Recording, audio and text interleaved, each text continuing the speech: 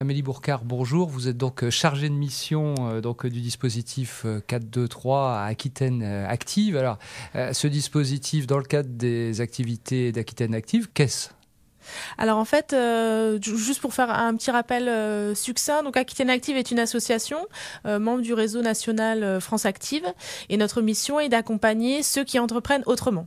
Je m'explique. Toute association coopérative peut donc nous contacter si elle souhaite développer ou créer une activité. Elles peuvent donc bénéficier à la fois d'un appui personnalisé et d'outils financiers tels que le dispositif 4-2-3, qui est un dispositif européen, qui est un appui aux microprojets associatifs et coopératifs. Donc vous rendez heureux de nombreuses associations et voire un certain nombre d'entreprises aussi. Tout à fait. Donc en moyenne, sur l'année, on accompagne entre 26 et 30 projets. Concrètement, comment ça se traduit ce dispositif ? C'est à la fois un appui d'ingénierie où on construit avec eux des solutions à leurs réponses. Comment coordonner mes partenaires institutionnels, privés ? Comment valider mon modèle économique pour qu'il puisse être opérationnel à l'issue du dispositif ? Et comment pérenniser la création de l'emploi que je souhaite envisager ?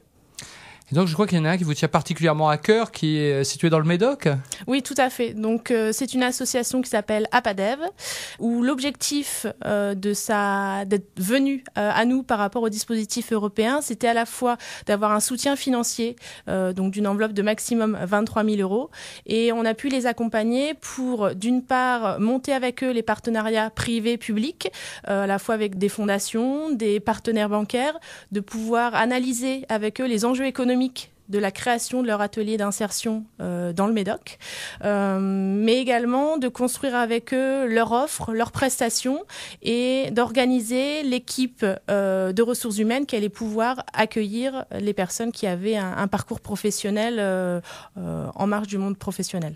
Alors, pas de dispositif 4-2-3 sans fonds social européen. Donc, vous êtes organisme intermédiaire du fonds social européen. En effet, donc le dispositif était initialement piloté par la Chambre régionale de l'économie sociale et solidaire. Et donc, depuis 2012, c'est Aquitaine Active qui est l'organisme intermédiaire pour tous les porteurs de projets de l'Aquitaine.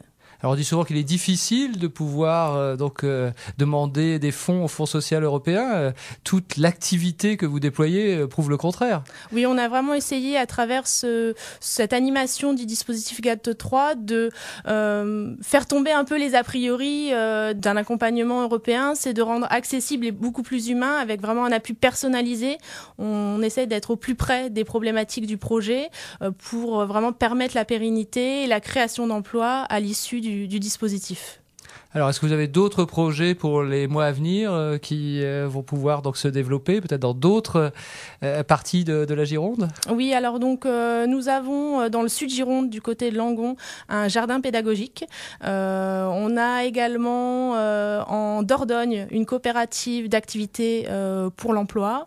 Et puis également dans le département 64, un jardin d'enfants et des cafés-cantines bio. Que de beaux projets, et c'est vrai que quand on vous écoute, Amélie Bourcard, on se rend compte donc que l'Europe peut aussi développer des choses extrêmement concrètes, et donc c'est très très important que vous puissiez continuer votre activité, et je vous souhaite donc bonne chance et merci beaucoup. Merci, vraiment pour nous c'est important de développer des projets locaux.